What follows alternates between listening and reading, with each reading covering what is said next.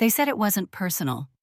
But how personal can it get when your own family decides the world would look better without you in it? It was a Friday night when I found out. The kitchen smelled of lemon soap and old silence. My phone buzzed on the counter, and there it was, the family group chat I hadn't looked at in weeks.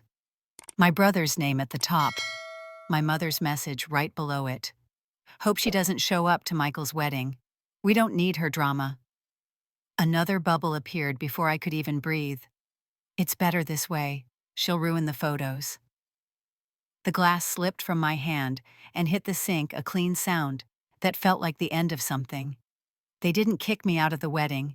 They erased me from the family. And the cruelest part, they used the company I built to pay for the party I wasn't invited to. I didn't reply. I didn't argue. Instead, I started counting the days. Every click of the calendar was another spark in the dark. Because if they thought I'd stay silent forever, they'd forgotten one thing: silence doesn't mean surrender. The night of the wedding, their lights burned brighter than ever, until they didn't. And when the power went out, so did every lie they'd told about who really owned it all. Friday night. My phone buzzed on the kitchen counter while I was rinsing a glass. I wiped my hands, glanced at the screen, and saw our family group chat light up. My brother's name was at the top. Then my mother's message appeared, short and sharp. Hope she doesn't show up to Michael's wedding. We don't need her drama. A few seconds later came another text, this time from Mom. It's better this way. She'll ruin the photos. I stood there, the glass still dripping water, watching the 3 dots blink like a pulse. Then silence. They didn't realize I was still in the chat. I hadn't left, just muted it months ago when every conversation became about Michael and his fiancée Allison. I set the phone down. For a moment I thought about replying, maybe something calm, something that would make them stop for a second. But I didn't. I just let the message hang there like smoke in the air. The city outside my apartment window glowed with early spring rain. Denver was quiet that night, the kind of quiet that makes you hear yourself think. I opened my laptop almost out of habit and checked my work email. The top one was flagged urgent, a forwarded invoice from SolarGrid, the renewable energy company I co-founded with my father and my brother 10 years ago. The subject line read, Payment Authorization, Meadow Ridge Wedding Project. I clicked it open. Total $1,240,000. Breakdown: venue, power, installation, lighting, grid, media coverage. Sponsorship: credit for SolarGrid Energy. I scrolled to the bottom and saw my own name under CFO approval. My breath caught in my throat. They were using company funds to power the wedding I wasn't even invited to. The same wedding my family thought I would ruin by showing up. I leaned back in my chair. The hum of my refrigerator filled the room. I could almost hear my father's voice in that silence, the way he used to talk when we were still a family. Emily, you have the kind of mind that builds light where there was none. He had said it on the day we launched our first solar field outside Boulder. That was before the arguments, before Michael's ambition turned into ownership, before Mom decided one child was easier to praise than 2. I clicked print and watched the paper slide out, the numbers staring back at me like proof. My name, my approval, my company. Yet I hadn't signed a single thing. I poured myself a small glass of whiskey, something my father used to do when a storm was brewing. Outside, thunder rolled low. I walked to the window and watched the traffic lights flicker through the rain. Every drop against the glass sounded like a clock ticking towards something inevitable. The phone buzzed again. A picture this time. My mother had sent it to the group chat. It was Michael and Allison in front of the rehearsal dinner venue, smiling under a banner that read, A Celebration of Family. The irony almost made me laugh. I picked up the printed invoice from the desk, folded it neatly, and slipped it into a manila folder. It felt heavier than paper should. They had erased me from their plans long ago, from the company website, from family photos, now from the guest list. I stared at the phone, at that smiling picture, and felt the kind of calm that doesn't break.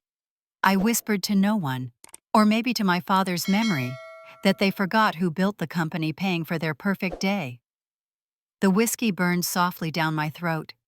The rain outside thickened into sheets, blurring the streetlights into streaks of white. I sat there a long time, letting the room fill with the low hum of the city.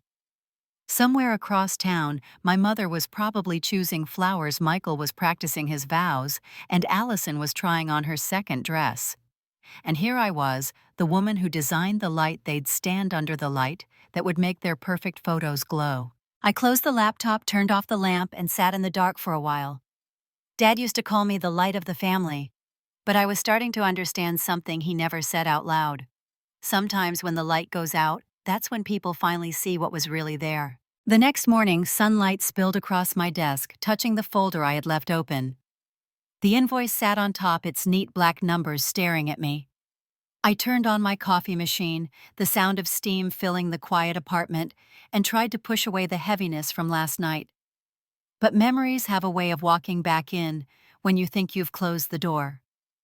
10 years earlier, my father, my brother, and I had sat in a small office above a hardware store in downtown Denver. We had just filed the paperwork for Solara Grid Energy. I was 28, fresh out of business school, full of ideas about renewable power and community investment. Dad had the experience, Michael had the charm, and I had the spreadsheets that made it all work. We built something real. Back then, it felt like the three of us were unstoppable. When the first articles about our success came out, they featured Michael's smiling face. Visionary founder leads Denver's new energy startup. I didn't mind. He was good in front of cameras, and Dad always said image kept investors calm. But it started to sting when reporters came by the office and he introduced me as his operations assistant. I caught Dad's look of quiet apology once, but he never corrected him either. After Dad passed away in 2020, the world felt hollow. COVID restrictions meant the funeral was small, just close family. I remember Mom standing in the doorway of the church basement, her hands trembling as she said, "We'd keep everything under a family trust for stability." Her voice was calm, her reasoning logical, and in my grief I agreed. Stability sounded safe. I didn't realize I had just handed her the key to erase me. 3 years passed in a blur of work. I moved my life to Seattle, opened a small office for Solara Grid's Pacific operations, and buried myself in contracts. The company grew fast, faster than I could follow from afar. Michael's name started showing up everywhere: magazines, TV interviews, awards for entrepreneurship. I told myself it didn't matter who got the credit as long as the work continued. Then one morning last spring, I searched for our company online to prepare a pitch deck for a potential investor. The homepage loaded with a glossy photo of Michael standing under a field of solar panels.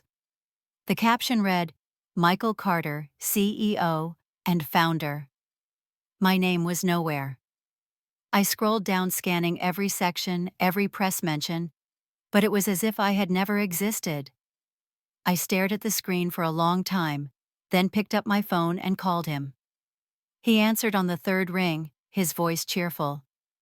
"Hey, Em. What's up?" I asked why my name was missing from the site. There was a pause, the sound of papers shuffling. Then he said it was just a branding choice, that investors liked a single point of contact. "You're still CFO," he added quickly, as if the title would make up for the lie. I told him to update it. He said he'd think about it. He never did.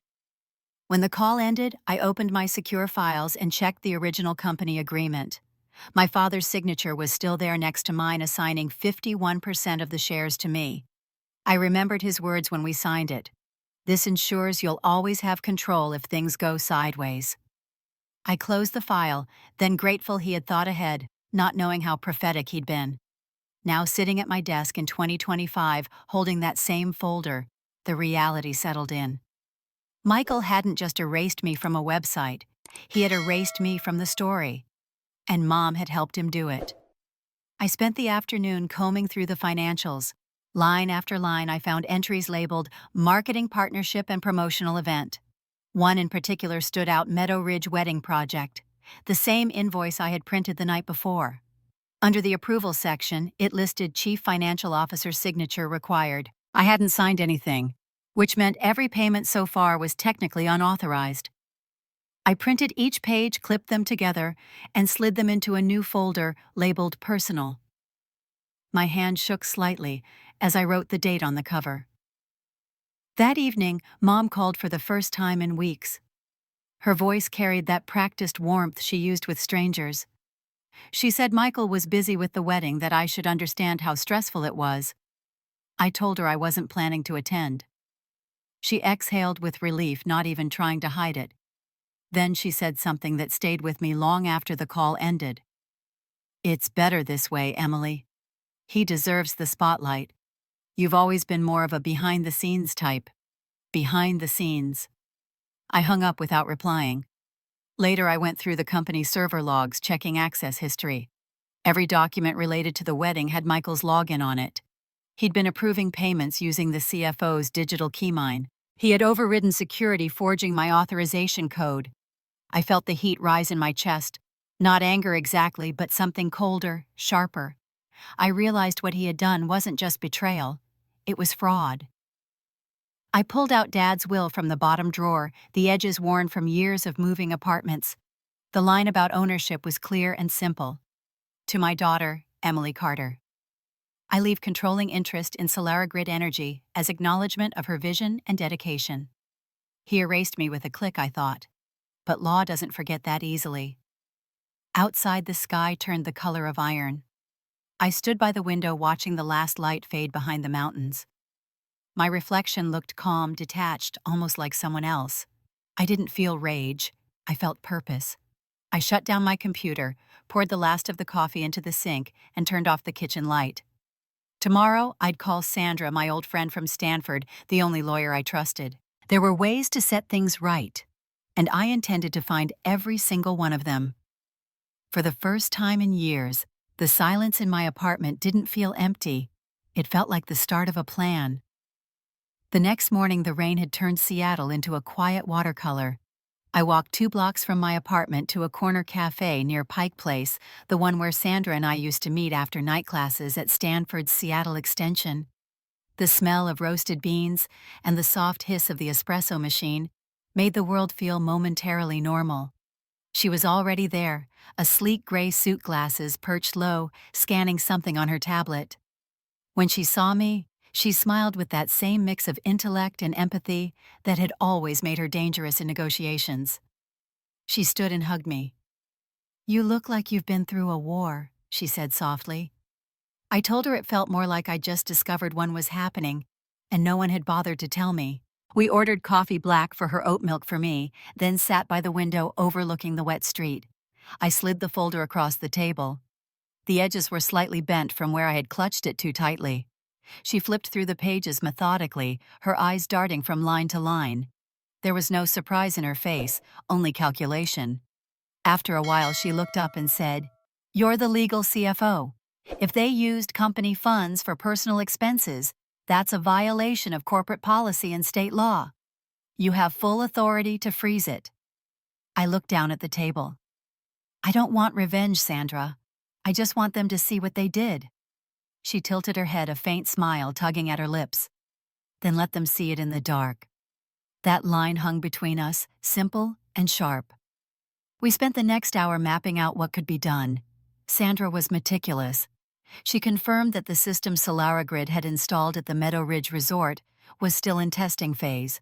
Technically, it was under corporate supervision. That meant I could access and control the entire power system remotely without breaching any contract. It was built into the demo clause. I had forgotten that detail. She hadn't. She explained how we would start. First, she would send legal notices to all major vendors attached to the wedding, lighting, sound, catering, even the PR firm, informing them that any payment under the Solara Grid account was under audit. Then, if unauthorized spending continued, she would file a temporary freeze through the company's bank to halt pending transfers. It would look procedural, not personal. I listened, feeling the air tighten around me with every word. This was no longer just an idea. It was becoming something tangible, something irreversible. I asked if we could really pull it off without exposing ourselves. Sandra smiled. "Emily, this is the cleanest revenge there is. Everything we do will be by the book." We went over timelines, who to contact, how to mask internal alerts so Michael wouldn't get notified immediately. The rain kept tapping against the glass steady and soft, like a metronome keeping time with our thoughts. At one point, she reached into her briefcase and handed me a pen. "When you sign this," she said, "you authorize me to act as outside counsel for SolarGrid's compliance division. It gives me the right to issue all communications in your name." I hesitated for a heartbeat, then signed. For a moment, neither of us spoke. I felt the weight of that signature settle inside me. It wasn't anger anymore. It was control. Sandra leaned back, sipping her coffee. "You know," she said, "I've seen a lot of men underestimate women in business. They think silence means surrender. You're about to show them what silence really does." I smiled faintly.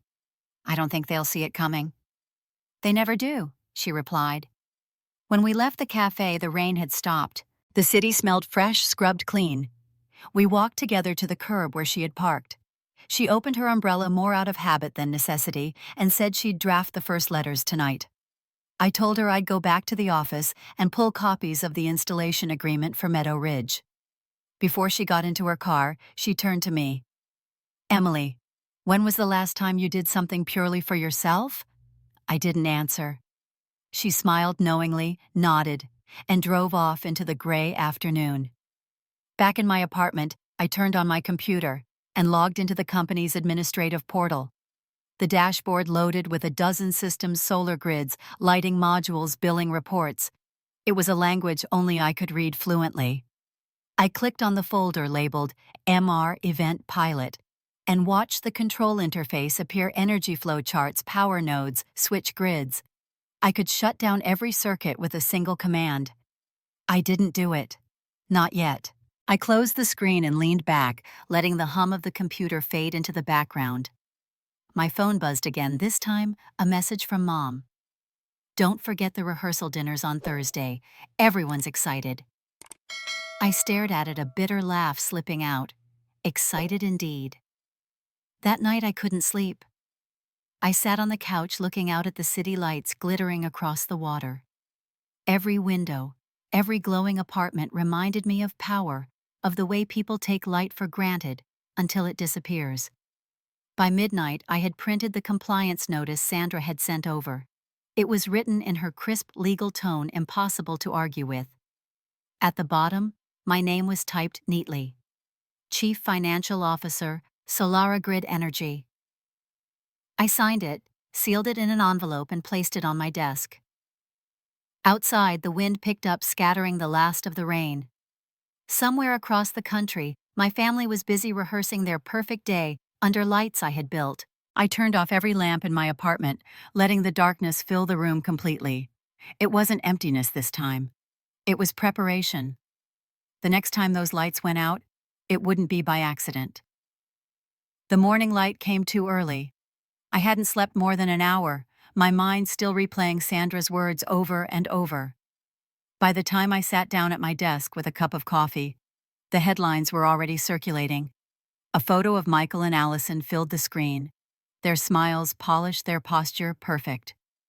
The caption under the picture read, "The Rising Stars of SolarGrid." The article praised Michael for his innovative leadership and commitment to sustainable energy. I scrolled down and saw the family photo that accompanied it. My mother stood beside him, hand resting proudly on his arm. The spot to her right, where I'd always stood in every family portrait, was empty. They hadn't even bothered to crop the space out. It looked deliberate, like an erasure you could still see. A shadow where a person used to be. I stared at the image until my coffee went cold. The words blurred, and all I could hear was Dad's voice again, quiet but steady, the way he'd talk when he wanted me to listen. "You'll have to fight twice as hard to be seen, Em. But don't ever shrink for anyone." The phone rang. My mother's name lit up first, but I let it go to voicemail. A minute later it rang again. This time, it was Michael. "Don't make this harder for Mom," he said before I could even say hello. "She's under a lot of stress. It's better if you just stay away." There was a pause, a quiet so long I could hear him breathing. "Don't worry," I told him. "I won't be seen." He hesitated, maybe waiting for me to lash out, but I didn't. He muttered something about gratitude and family before hanging up. I sat there for a while listening to the dial tone fade. My hands were steady, almost unnaturally so. I opened my laptop, logged into the corporate portal, and drafted an internal memo. All payments related to Meadow Ridge project are under compliance review pending final CFO authorization. I copied every vendor address Sandra had given me and hit send. Rain began to fall outside, light at first, then harder against the windows. The gray sky pressed low over the skyline, reflecting in the puddles like liquid steel. Seattle always felt loneliest in the rain, but that morning, the isolation suited me. I walked to the window, watching cars trail ribbons of light through the mist. My reflection looked tired, but composed, a version of myself that no longer begged to be included. Somewhere inside that calm, something sharper took root. I thought about how many years I'd stood beside my family doing the work behind the curtain, cleaning up Michael's numbers, smoothing Mom's financial worries, making sure Dad's dreams stayed alive, and how easily they had written me out of it. They'd built their entire narrative on my silence, assuming it would last forever. I turned back to the desk. The power control interface for the Meadow Ridge system blinked on the screen. Green lights filled the diagram, every circuit alive and humming. I ran my fingers across the trackpad, tracing the grid I had once designed myself. Each square represented a flow of energy, each line a connection I could sever with a single command. They wanted lights that would shine for their perfect wedding. I sipped my coffee, now lukewarm, and smiled at the irony. Sandra called later that afternoon to check the status. Her voice was brisk, efficient. "The notices were received," she said. "No pushback yet. You're clear to proceed if they continue spending." I thanked her and promised to update her before the weekend. Before we hung up, she said something that stayed with me. "You know, Emily, sometimes people have to lose everything they took for granted before they understand what they owed." After the call, I looked again at that family photo still open on my screen. The empty space beside my mother seemed to breathe. It wasn't just an absence, it was proof. They had built their image on the idea that I didn't exist, but even in that omission, there I was. A gap they couldn't fill no matter how they edited. Outside, the rain slowed. The city lights came on early, shimmering against the wet pavement. I closed the article, deleted the email alerts, and opened the monitoring dashboard again. Each vendor response began trickling in. Some asked for clarification, others simply marked the payments as pending. The system was working. By nightfall, my apartment felt like command central. Paperwork stacked neatly on one side of the table, my laptop glowing on the other. Somewhere in Napa Valley, technicians were wiring the last panels for the resort, oblivious that the code controlling their system sat on my hard drive. I opened the interface one last time before shutting down for the night. The hum of the servers filled my headphones. Every diagram, every wire, every flicker of digital light mine. They thought they could keep me invisible, tucked neatly out of frame. Maybe they believed if they ignored me long enough, I'd disappear. But shadows have their own kind of presence. And sometimes when you erase someone, all you really do is make the outline sharper. I shut the laptop, set the cup down, and leaned back in my chair, letting the sound of rain fade into the distance. Let them enjoy their perfect image for now. The next time those lights flickered, it wouldn't just be power they'd lose. It would be the illusion that they ever controlled any of it. Saturday evening arrived with the kind of California sunset people plan entire weddings around. Napa Valley shimmered gold under the last hour of light. I sat in my Seattle apartment, laptop open, watching the resort's power grid from my control panel. Every circuit pulsed green. Everything was ready. The ceremony was scheduled for 7:30. 200 guests, open bar, a small orchestra, and a media team Michael had hired to stream the event on social platforms. It was the kind of wedding that screamed success, the kind he'd always believed he deserved. I could almost picture it, rows of white chairs, chandeliers strung between oak trees, Allison in her custom gown, Michael grinning beside her. I remembered the child he once was chasing fireflies in our backyard, calling me to help him catch them. That boy was long gone, replaced by a man who believed light belonged only to him. At 7:28, my phone buzzed. Sandra's name flashed across the screen. "Ready?" she asked. I typed back, "Just watching." she replied. Then watch carefully. On my monitor, the energy draw spiked. The wedding lights had come on full force. Strings of bulbs glowed over the garden's soft amber, pouring across tables set with crystal and champagne. The sound meters climbed as the music started. I opened the live feed Michael's PR team was streaming online. The camera moved across smiling faces, then stopped on my mother. Her expression was calm, proud. She looked happy. That hurt more than I expected. Then came the moment everyone waits for. The pastor raised his hands, his voice carrying through the speakers. Michael and Allison turned toward each other, the world narrowing down to the perfect picture. I glanced at the time. 7:45. When Allison said I promised to share everything with you, I pressed a single key. The screens on my dashboard flickered once. All the green lights turned red. The power flow flatlined. On the live feed, the garden went black. A ripple of gasps rose from the crowd, followed by nervous laughter. The orchestra faltered, then stopped. Someone shouted for the generator. The camera feed stuttered and cut. For 45 seconds, there was only darkness and confusion. I imagined the scene heels scraping gravel phones, lighting up faces, whispers slicing through the silence. Then, as programmed, the resort's main LED display powered back up. White letters glowed across the massive screen behind the stage.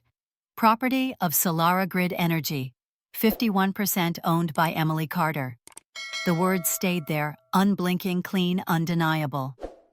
I leaned forward, watching chaos bloom in real time. Guests murmured, some recording, others pointing. My mother stood, her hand gripping the back of her chair. Michael spun around, yelling at the technicians. I could almost hear his voice, even without the feed. Turn it back on? Fix it now. But the system wouldn't respond. It was locked for maintenance under the testing clause Sandra had filed that morning, legally airtight. For a heartbeat, I felt the air leave my lungs. It wasn't joy or victory. It was something quieter, deeper, a release of years of being unseen. On screen, the technicians huddled, checking wires. My mother looked pale, her composure cracking for the first time in public. Allison was crying, mascara streaking under the phone flashlights. Then, just as planned, the emergency lights returned, flooding the venue in harsh white. The words on the LED screen lingered for another few seconds before fading out completely. The power came back, but the moment was gone. The illusion had shattered. I sat still, listening to the soft hum of my computer.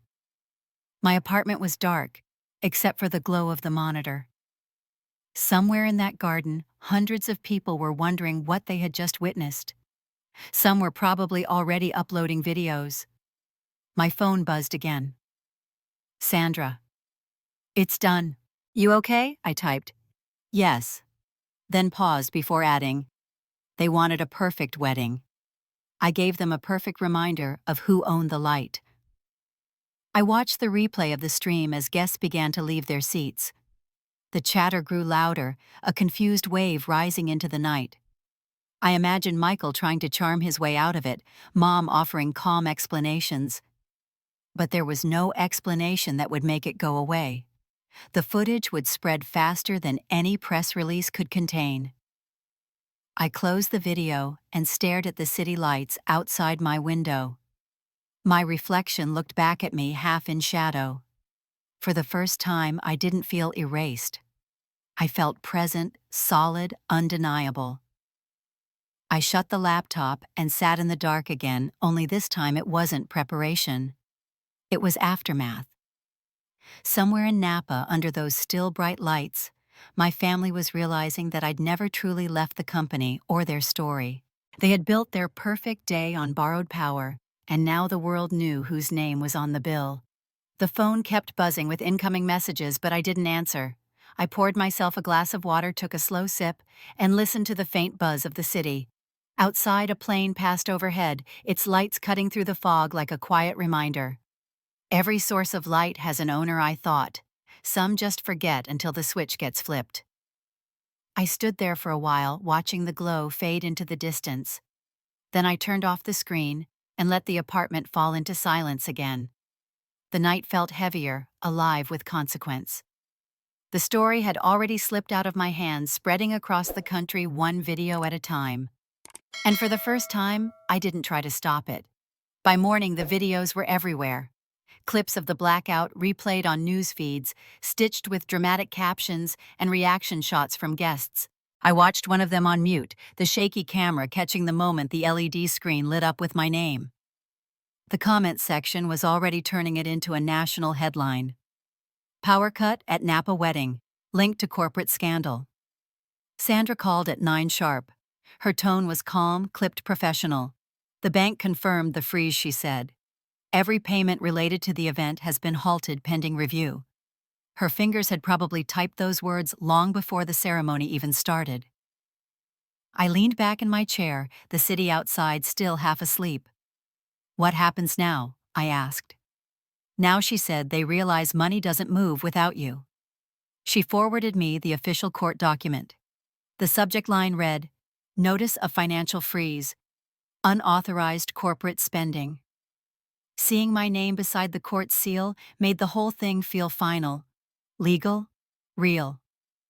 At the same moment, across the state, chaos was unfolding. Sandra filled me in later, but I could imagine it as she spoke. The resort manager approaching Michael with a clipboard, his voice careful but firm. Sir, we'll need another form of payment before continuing with tonight's reception. The look on Michael's face, the sudden sweat along his hairline, the guests murmuring in confusion. Mom trying to hold it together, whispering sharply to him, asking what was happening. Did you really use her money, Michael? He wouldn't have answered. He never did when he was caught. Sandra told me he tried to call me 3 times during the reception. I didn't pick up. When he finally left a voicemail, his voice cracked with something between anger and disbelief. You're destroying everything we built. I waited an hour before calling him back. My voice stayed level. I'm not destroying anything, I said. I'm correcting what's wrong. He started shouting, telling me this would ruin our family, that Mom was sick over it. I let him talk until his words turned into noise, then I hung up. The apartment felt heavier afterward. Not quiet like before, but charged alive with what had just shifted. I poured coffee into the sink, its surface swirling black, before disappearing down the drain. For the first time in years, I didn't feel like I was on the outside of my own life. Sandra texted a few minutes later, court-approved permanent hold for 72 hours. They can't move a dollar without you now. I stared at the message, reading it twice. Somewhere in Napa, the caterers were probably demanding payment. The photographer would be threatening to withhold the images. The vendors would start calling the resort, and eventually the story would spill into the media. Every call, every request would circle back to one person. Me. For years they had acted like my name was a burden, an inconvenience. Now it was the key to everything they couldn't touch. By noon, my phone was buzzing non-stop. Mom, Michael, even Allison's number flashing on the screen. I ignored them all until the messages stopped. The silence that followed felt earned. I spent the afternoon in my office reviewing files with Sandra over video call. She looked as composed as ever, legal pads stacked behind her. She congratulated me quietly, not with excitement, but with respect. You did what most people never could, she said. You drew a line and stood on the right side of it. I told her it didn't feel like winning, not yet. It feels like cleaning up after a storm. She nodded. Storms always make things clearer. When the call ended, I went to the window. Seattle's sky was the color of slate, heavy with clouds. Across the street, office lights glowed through the drizzle. I watched them flicker in and out, reflections stretching across the glass like veins of gold. I remembered something Dad once said after a power outage when I was a kid. Everyone complains when the lights go out, but it's the only time they look up and see the stars. Maybe this was that moment. The phone buzzed again. Another message from Michael, this one shorter. We need to talk, please. I didn't reply. There was nothing left to say that the court filings hadn't already spelled out. I opened the court email one more time. The words crisp and final. All financial activity linked to the Meadow Ridge event remains suspended until further notice. Authority of release, granted solely to CFO Emily Carter. I read it slowly, then closed my laptop. Outside, the rain had stopped. The air felt new. I walked to the balcony, letting the wind brush against my face. For the first time, my name wasn't something they could erase or misuse. It stood on paper, unshakable, unarguable. Down below, the city lights blinked steady and warm. I watched their reflections tremble across the wet pavement. The war was over, but its echo would last. For years they had spoken my name only in complaint or silence. Now they said it in panic, and that I thought was balance. The fight hadn't ended with noise or confrontation. It had ended with a signature, a single click that no one could undo. I stood there a while longer, the city pulsing quietly beneath me. Somewhere phones were still ringing, contracts unraveling, people trying to explain what had just happened. And high above it all, in a quiet apartment in Seattle, I finally let myself exhale. 2 days passed before I stepped outside again. The city was still gray, but the air had that crispness that comes after a storm. I walked to the corner cafe, ordered coffee, and while waiting, caught my name on the television above the counter. The headline scrolled across the bottom of the screen in bright red letters. Lavish Napa Valley, wedding collapses amid corporate dispute. The clip played on loop. Guests shouting, lights going dark, my name flashing on the LED board behind the altar. The sound was muted, but I didn't need it. I had already memorized the rhythm of the chaos. The barista slid my cup toward me, her voice hesitant. "Are you that Emily Carter?" I smiled lightly. "Depends who's asking." She looked nervous. It's all over the news. Someone said it was about women finally taking control." That made me laugh quietly. Maybe I said. Or maybe it was just about someone getting tired of being erased. When I left the cafe, the city felt different. People were talking. Every major outlet had picked up the story. A journalist named Nora Blake from the San Francisco Ledger had written a piece titled, "When the Lights Revealed the Truth." It was everywhere, Twitter threads dissecting my role, LinkedIn posts calling it a masterclass in accountability, even talk shows debating whether it was revenge or justice. The clip of the blackout had hit 3 million views in 48 hours. They called it the Carter Collapse.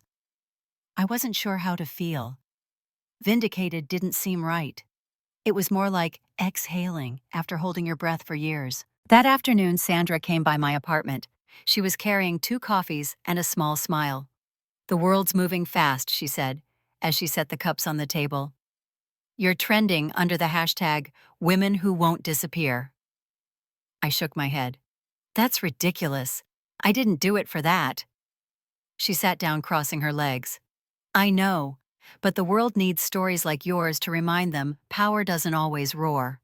Sometimes it just cuts the power." We both laughed, the kind of laugh that lets tension slip out. Then she opened her laptop and showed me an email from Solara Grid's board. They had officially suspended Michael, pending investigation. Internal audit confirmed misuse of company funds. The statement was short, formal, but clear. "He's out," she said. "They'll try to clean it up, but the damage is done." I stared at the screen. My mother hadn't given any interviews. In one photo, she was seen leaving their house, head down, refusing questions. A small part of me wanted to call her to ask why she had stayed silent all those years, why she hadn't stood up for me when she could have. But the urge passed. Some conversations lose meaning when truth has already spoken for you. Sandra leaned forward, studying my face.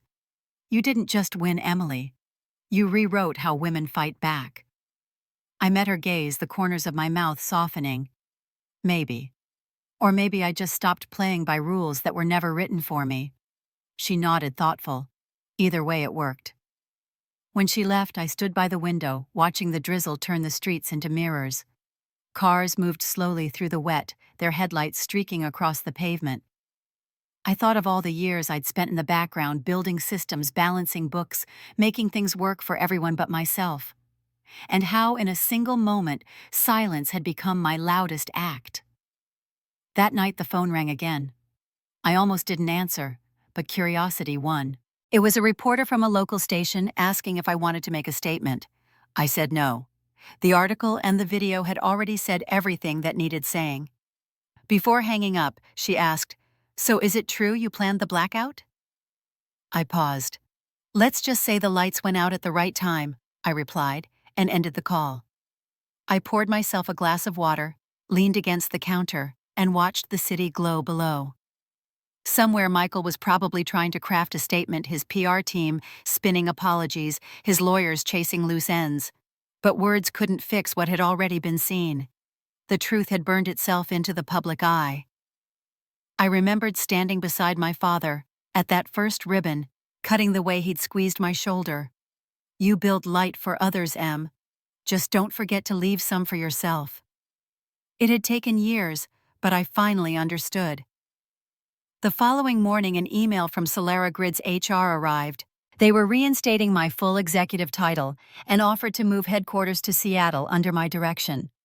I stared at it for a long time, then simply typed back, "Accepted." Outside, the rain stopped. The air smelled like metal and pine.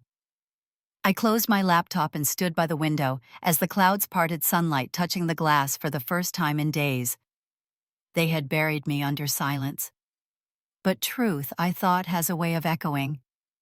Down below, the city shimmered brighter than usual, like every light knew exactly who it belonged to. A year later, Seattle felt different. Softer somehow, as if the air had finally stopped holding its breath.